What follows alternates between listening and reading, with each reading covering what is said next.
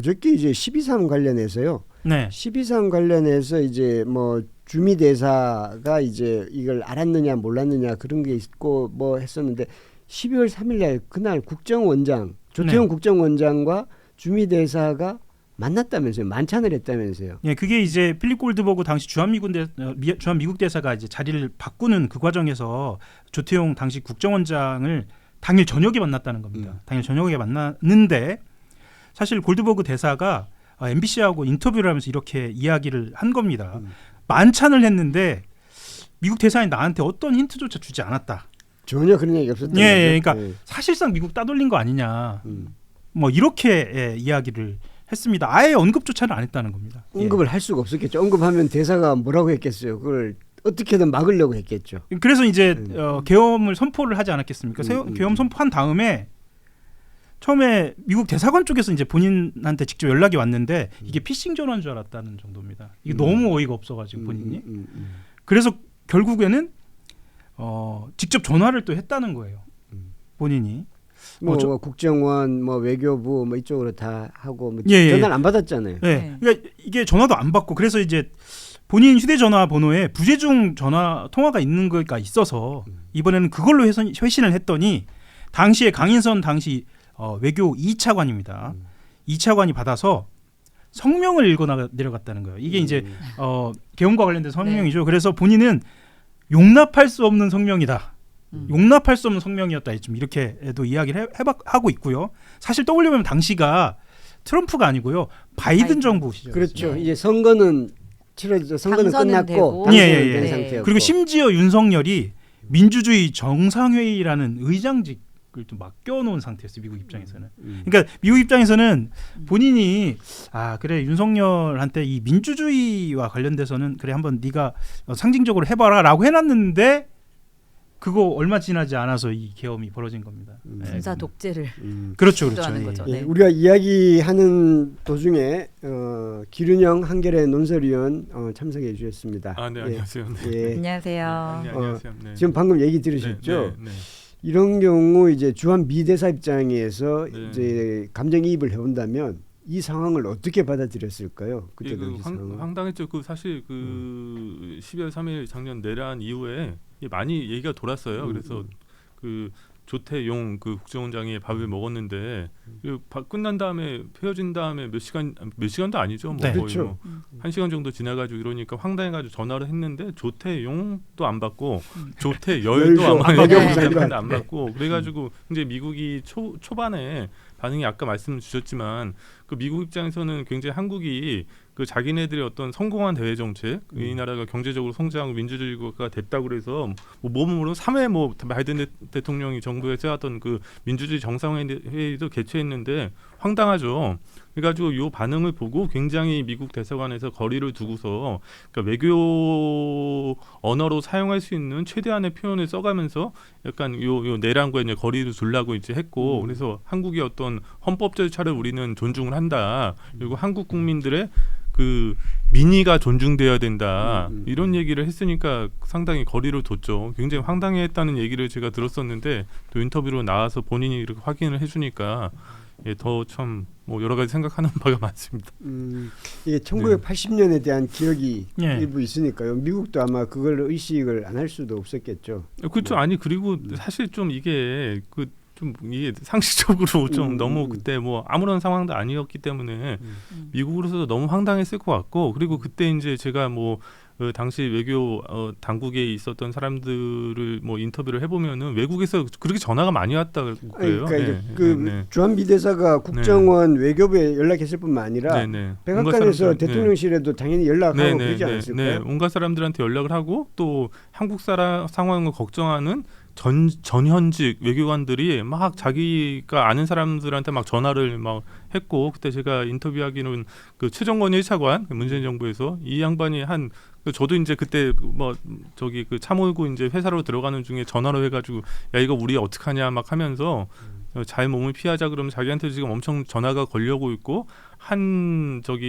외교관은 니네 집 앞에 누가 노크를 하지 않기를 바란다. 그랬더니 기영군이 와가지고 그런 얘기도 했다고 그러면서 그래서 미국이 한국의 민주주의를 되게 그동안에 자랑스러워했는데 거기에 대해서 굉장히 우려를 하고 실망도 하고 그래가지고 굉장히 거리를 두는 표현이 첫날부터 이제 그 나왔죠. 거리를 둔다는 거 이제 그러니까 아까 윤석열 얘기했죠. 그렇죠. 정부의 이제 일종의 한국의 헌법 절차에 따라 이 문제가 해결되기를 바라고 한국이 민의가 이제 뭐 존중되길 바란다 이런 얘기를 했으니까 그건 사실상 이제 반대한다는 얘기죠. 자기네들은. 근데 그 1차적으로 헌법적으로 해결하기를 바란다고 한 것이 그 며칠 뒤에 이제 한덕수 한동훈 네. 공동정부였잖아요. 공동정부. 네. 얘기 말씀드리자면 그 공동정부 안이 나오기 전날 상황을 좀 봐야 돼요. 그 전날 상황이 그때 12월 3일 이후에 윤석열 대통령이 언론에 등장하지 않습니다. 그러다가 12월 7일 날 갑자기 대국민 담화를 엽니다. 그래서 임기를 포함해서 국정 전체를 당에 일임하겠다. 이렇게 얘기를 한 겁니다. 이게 어떤 날이냐면 국회에서 탄핵 소추안 표결 7시간 전입니다. 네, 탄핵 소추안 표결 직전이었고 이걸 발표한 다음에 국민의힘이 거의 와해 상태가 됩니다. 그래서 이 표결을 들어갔던 본회의장에 들어갔던 사람들까지 다 이탈합니다. 실제로 탄핵안 투표 자체가 불성립이 됩니다. 그러니까 이제 윤석열 쪽에서 그 탄핵안을 부결시키기 위해서 예. 일종의 타협을 하는 거잖아요. 타협을 하는 거죠. 내가 이제 일정 부분 내 권한을 내어줄게. 예, 그리고 이제 한동훈 대표 쪽에서 그걸 어느 정도 받아들인 거고. 예. 그렇게 하면서 그날 탄핵은 일단 무산이 된 거죠. 무산이 됐습니다. 그 다음 날 상황인데요. 그래서 국민의힘 한동훈 국민의힘 대표하고 한덕수 국무총리가 나란히 서가지고 질서 있는 대통령 조기 퇴진 이렇게 얘기하면서 한동훈 한한 공동정부안 이렇게 내놓는 겁니다. 그래서 골드버그 대사가 이런 얘기를 해요. 여기서 다시 골드버그 대사가 등장을 하는데요. 공동정부라는 게 이상하다는 판단이 들었다는 거예요. 사실은 이때 아마 여기 계신 모든 사람들 그리고 청취하고 계신 분들 모든 사람이 그렇게 생각하셨을 텐데 이상한 거 아닙니까? 그렇죠. 네, 그래서 맞아요. 좀 뭐지? 예, 그렇죠. 저게 아니 국민이 뽑은 대통령을 대신해서 무슨 당 대표가 네, 말도 그래서 안 되는 이제 일이죠. 예. 직접 이게 대사가 굉장히 뭐라고 해야죠? 실천이 굉장히 행동이 빠른 사람이었나 봐요. 그래서 직접 총리를 찾아갔다고 그래요. 그래서 공동 대통령직이 뭐냐? 이게 이상하다. 그러면서 자, 북한 관련 상황이 벌어지면 두 사람은 공동인데 둘 중에 누구하고 상의해야 하냐라고 그렇지. 물어보니까 총리가 이렇게 얘기했답니다. 대통령은 하나다.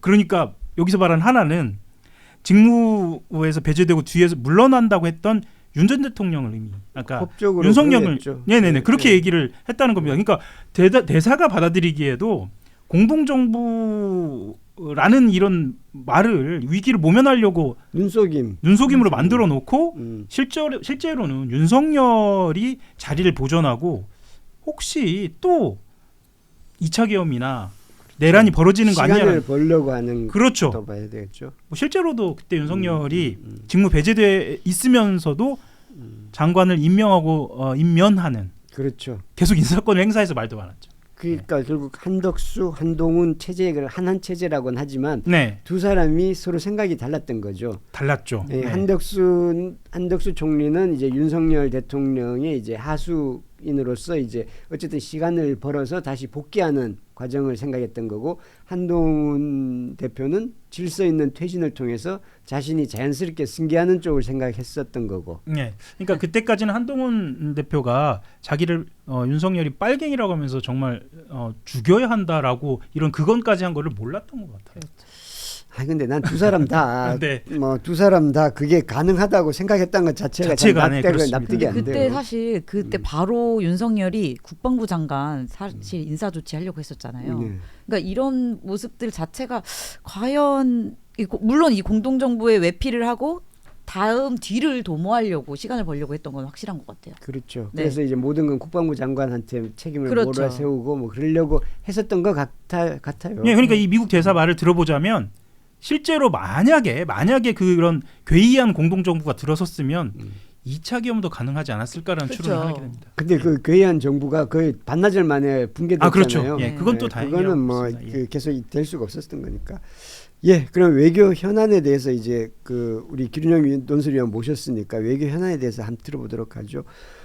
어제 한미 외교 당국이 조인트 팩트 시트 후속 협의 이걸 시작했어요. 네. 그거에 대해서 이게 제목이 좀 어려운데 네, 간략히 좀 설명 좀 해주시죠. 이게 뭐 설명하기 굉장히 자료를 잔뜩 갖고 왔어요. 짧게 얘기하면은 그러니까 이게 우리 대북 정책이 지금 사실상 이제 북한이 2023년 말에 두 국가를 적대적 두 국가를 선택한 다음에 약간 진전이 굉장히 어려운 상황이잖아요. 그래서 이재명 대통령도 무슨 바늘 하나 들어갈 그 상황이 아니다라는 상황 속에서 이게 이 문제를 어떻게 풀어야 될 거냐에 대한 철학의 차이가 이제 발생하고 있는 걸 쉽게 얘기를 하면은. 그래서 이제 두 개의 주체가 있는데요. 하나는 유성락 실장이 이끌고 있는 외교부 라인, 외교관 라인입니다. 그래서 NSC 지금 저기 위원장을 하고 계신데 안보실장이죠. 근데 유성락 대사는 지금 상황에서 사실상 보면은 북한이랑 우리가 여러 가지 우리가 노력을 해도 가망이 없다고 사실 생각을 하시는 것 같아요. 그러니까 실제 지금 중요한 거는 가망이 없기 때문에 미국과의 어떤 공조를 통해서 우리가 그래도 여기에 대항하려고 하면은 뭐 이런 말 쓰면 안 되지만 핵 잠재력을 좀 가져야 되고 그래서 농축이나 그런 뭐 제철이 우리가 합의했던 거로 그리고 핵잠 이런 거를 가져야 되는 쪽으로 생각을 하시는 것 같고 그에 비해서 이제 뭐 남북 관계에 굉장히 깊은 정념을 가지고 있는 우리 또 자주파들 있잖아요. 지금 그게 이제 이종석 실장이나 여기서는 정동영 통일부 장관을 대표가 되고 있는데 이분들은 아마 지금 적대적 두 국가를 얘기를 하고 있고 내년 초에 9차 당대회가 열립니다. 그럼 여기서 근본적으로 더 남한은 적이고 우리랑 상대할 수 없는 국가고 뭐 그런 거에 대해서는 개헌 같은 게 아마 이루어질 수도 있어요. 그러니까 시간이 별로 없는 거예요. 그러니까 뭐라도 해봐야 된다 지금. 안 그러면 이제 남북관계 끝이다라고 뭐라도 해봐야 된다는 분들이 계시고 그래서 이 두 세력 간에 북한과 우리가 어떻게 사귀어야 되는지에 대한 처절한 지금 세계관적 투쟁이 발생하고 있다. 이제 그게 이제 요 논쟁인데요. 구체적으로 얘기를 하면은 조인트 팩트시트 후속 협의는 뭐냐? 요거는 이제 미국과 이제 우리가 이제 대북 정책을 협의해야 되는 건 당연한데 이거를 하는 거는 원래는 외교부예요. 북핵 협상을 하고 그런 건 외교부인데 외교부의 이런 생각들을 우리 통일부나 자주파들이 못 믿는 거예요. 이 사람들을 못 믿으니까 요거를 또 미국과 정책 협의를 한다고 하면은 결국 미국이 원하는 대로 하고 우리의 자율성은 완전히 소과되고 삭제되는 게 아니냐라는 생각을 해서 통일부가 강력하게 여기서 반대하고 있는 겁니다. 구체적으로 대북 정책에 대해서 지금 뭐 우리 이재명 정부는 여기도 이제 뭐 외교부 여러 갈등이 있지만 이게 쉽지 않은 문제이기 때문에 북한이 지금 비핵화를 못하겠다는 거 아니에요. 위헌이라는 거잖아요. 자기네들 절대 못한다. 그러니까 이거를 전면에 내세우면은 북한과 아무것도 못한다. 바늘도 안 들어간다는 생각 때문에 북한 비핵화라는 표현 대신에 핵 없는 한반도 이런 표현을 이제 쓰고 있습니다. 이제 핵 없는 한반도. 대통령도 실제로 그런 표현을 쓰잖아요. 핵 없는 한반도를 쓰니까 거기에 대해서 이제 새로 10월달에 온 케빈 킴 대사 대리가 거기에 대해서 문제 제기를 한 거잖아요. 그러면서 야 외교부 와봐. 이거 맞아? 이거 돼? 야 우리 만나서 얘기해봐. 이렇게 된 거예요. 그래서 이제 조인트 팩트시트 후속 협의라고 했는데 조인트 팩트시트에는 뭐라고 써 있냐면은 케빈 킴이 얘기하는 대로 북한 비핵화 이런 표현이 써 있습니다. 북한 비핵화. 그러니까 이거는 북한 비핵화를 기초로 해서 이제 한미가 이제 협의를 해나갈 거고, 근데 우리 정부의 입장은 문재인 정부의 입장은 핵 없는 한반도라고 약간 느슨하게 가고 있으니까 미국이 이거를 외교부를 중심으로 해서 다들 불러 모아가지고 여기에 대해서 이제 약간 뭐 조율을 한다는 명목으로 여기에 이제 그러지 마라. 그래가지고 좀 강경한 쪽으로 이제 끌고 나가려는 게 아닌가. 대충 그렇게 이제 보이는 거죠. 그러니까 이게 자주파 동명파 얘기가 이름도 뭐 그런 명명이 실제로 있지는 않겠지만 자주파 동명파 얘기가 많이 나는데 실체가 실제로 있는 겁니까? 이거는 실체가 좀 있다고 봐야죠. 이거 사실 굉장히 긴 논쟁인데요. 이거는 한 20년 넘은 얘기인데 노무현 정부 때로 이제 노무현 정부 그렇겠네요. 거슬러 올라가는데 시원을 말씀을 드리면은 이게 위성락 이제 실장을 얘기를 해야 되는데 위성락 실장이 노무현 정부가 들어서서 2003년이었죠. 3월에 들어서서 첫 번째 북미국장으로 이제 이 양반이 임명이 됩니다. 근데 북미국장으로 임명이 되는데 노무현 정부는 물론 김대중 정부도 있었지만 이제 처음으로 뭐랄까 이제 정말 진보 정부가 이제 들어선 거죠. 김대중은 저는 예외. 그분은 완전 격이 다른. 그분은 완전히 너무 위인 같은 분이시고 그때 이제 그 당연히 그럼 386들이 이제 중심이 되고 뭐 이종석 같은 분들이 중심이 되고 이런 분들이 이제 우리 자주적인 외교를 하자 약간 이렇게 얘기를 하는 거죠. 그랬더니 외교부 관료들은 이게 뭐냐, 쟤네들 영어도 못하고 미국도 안 가본 사람들이 어떻게 대미 외교를 하냐라고 이제 그 위성락 그 국장 북미국장 밑에 있는 조현동 북미국 3과장 이분이 이제 윤석열 정부에서 이제 그 제1차관하고 주미대사를 하는 거 아니에요? 이 얘기를 한 겁니다. 이 얘기를 하니까 그 얘기를 또 누가 밑에서 이제 다 나온 얘기냐, 김도연 서기관이라는 분이 그 얘기를 듣고 청와대에 투서를 했어요. 그래서 이게 큰 문제가 돼서 조현동도 경질되고 위성락도 경질되고 그 위에 있던 옛날에 윤영관 장관도 경질되고 이런 그 문제가 있었거든요. 그게 지금 20년 전 말씀이시죠? 20년 전이에요. 네네. 20년 전에. 그러니까 2004년에. 네, 지금 그대로 이름이 네. 다시 등장하는. 네, 그대로 다시 등장하는 거예요. 그러니까 이분들이 돌고 돌아서 이제 문재인 정부 있었고 이제 다시 이제 뭐 해서 갈등을 하는 거죠. 그러니까 기본적으로 위대사는 뭐 우리 뜻대로 외교라는 게 잘 되는 게 아니다. 어쨌든 간에 그 국제 정세를 읽고 시대의 흐름에 맞춰서 미국과 공조하는 게 중요하고 그 안에서 우리가 뭐를 해야 될까를 생각해야 된다라고 생각하는 쪽이고, 그 동맹파라는 어떤 이종석 장관이나 정동영 그 저기 장관 같은 분들은 뭐 그것도 뭐 맞는 얘기기는 하나 우리가 열심히 노력을 해서 이 곤란한 상황을 돌파를 해야지 미국이 하자는 대로만 해서 뭐냐, 그 저기 케빈 킴이라고 그 사람 1, 2년 때 갈 사람이다. 이게 우리 계속 살아야 되는데 이게 너무 절박하다. 지금 이 싸움을 하고 있는 거예요. 그럼 어떻게 해야 되죠? 이게 너무 어려운 거죠. 사실 그 솔직히 얘기하면 한겨레 신문 입장인 전통적인 입장은 이 상황에서 사실 정동영 그 장관한테 강력하게 힘을 실어주면서 미국이 다시 옛날처럼 다시 질문 좀 해주시면 좋겠지만 그 똑같은 상황이 언제 있었냐면요. 2018년 말에 있었습니다. 2018년 말이 언제냐면은 워킹그룹 실패. 워킹그룹이라는 게 만들어졌는데 그게 뭐냐면은 이게 그 2018년 1월에 그 김정은 위원장 신년사를 통해서 기적 같은 한반도 평화 프로세스가 시작됐잖아요. 그래서 이제 2018년 6월에 그 싱가포르에서 북미 정상회담도 하고 굉장히 이제 우리가 곧 한반도 이제 평화가 가까운다. 남북이 이제 굉장히 관계가 개선된다라고 기대를 하고 있었는데 회담을 하고 나니까 이 회담에 대한 해석도 다르고 굉장히 복잡한 얘기지만 그래서 북미 대화가 그 7월, 8월, 9월에 굉장히 그 교착 상태에 빠져듭니다. 그러니까 그때 이제 동맹파들 중심으로 문재인 대통령이 이거 안 된다. 이 교착 상황을 우리가 좀 노력해서 이거 뚫어보겠다. 그래가지고 한국이 나름대로 북한에 대해서 하고 있던 524 제재라는 것도 있고 뭐 이런 거 제재를 좀 풀고 그때 남북 철도 도로 이런 거를 연결을 해서 이런 거 풀어보려고 막 정말 필사적으로 노력을 합니다. 그랬더니 미국이 잠깐 있어봐. 너 니네 그거 혼자 하면 안 되고 한미가 조율해야 돼. 해가지고 만들어진 게 2018년 10월 20일에 만들어진 게 이 워킹 그룹이거든요. 조율을 해야죠. 조율을 해야 되는데 조율을 하고 나니까 미국이 사사건건 다 이제 문제를 거는 겁니다. 그래서 제일 유명한 얘기가 뭐냐면은 감기약 타미플루라는 거를 이게 북한에 지원해 주는 건 인도적 지원이잖아요. 충분히 할 수 있는 거잖아요. 근데 거기에 대해서 이제 그 약이 지원이 안 되거든요. 왜 지원이 안 되냐? 그럼 트럭에 싣고 가야 되는데 트럭은 제재 대상이라는 거예요. 트럭은. 그러니까 이게 지원이 안 되고 나중에 주려고 그러니까 북한은 또 이제 빈정상하고 나아가서 김정은 위원장들이 답답하니까 무조건 그러니까 우리 그럼 개성공단이라도 다시 열어보자 그래서 2019년 신년사에 무조건적으로 개성공단이라도 좀 해보자 그러거든요. 이런 게 다 이제 그 워킹그룹에 족족 걸리는 거예요. 아무것도 못하게 되는 거거든요. 그게 이제 그때 문재인 정부 때 그 정책을 담당하던 사람들한테는 천추의 한이 돼 있는 거예요. 그때 이제 있었던 100년에 한 번 올까 말까의 기회를 워킹그룹 때문에 놓쳤는데 그래서 계속 5년 동안 정세가 계속 나빠지기만 했잖아요. 근데 지금 와서 조금 있으면 이제 뭐 북미 남북 관계의 어떤 그 모든 대화의 문이 닫힐지도 모르는 이 상황에 다시 그러니까 그 정책 조율을 한다고 하니 그럼 어쩌라는 소리냐라는 얘기로 이분들은 너무 처절한 거죠. 그리고 근데 위대사 입장에서 보면은 이게 안 될 것 같거든요.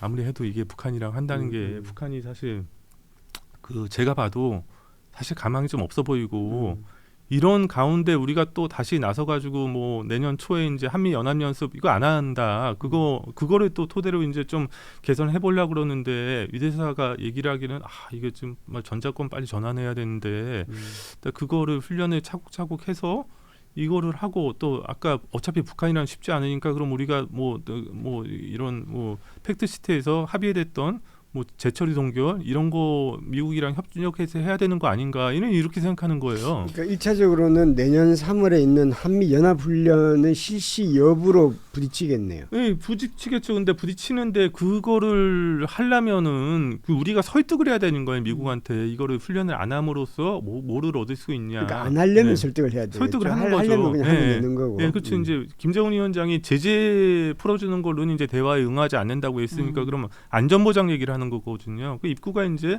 그렇다면 아무리 생각해도 연합훈련을 조금 조정하는 것밖에 없는데 근데 이렇게 이제 뭐 해버리면은 외교부가 나서서 해버리면은 이제 그 사람들은 훈련해야 된다는 입장이고 그럼 통일부 입장에서는 하면 좀 정말 끝날 것 같은 입장이고 그러니까 이게 그래서 사실 저는 이 워킹그룹 저도 이제 그때 취재를 했던 기억이 나는데요. 그러니까 지금 말씀하신 이 한미 군사훈련 같은 경우에는 뭐 보통 일반적인 시각에서 자 군사훈련은 별개로 하자라고 하는데 우리가 원하는 걸 다시 따져보면 일상적인 평화거든요.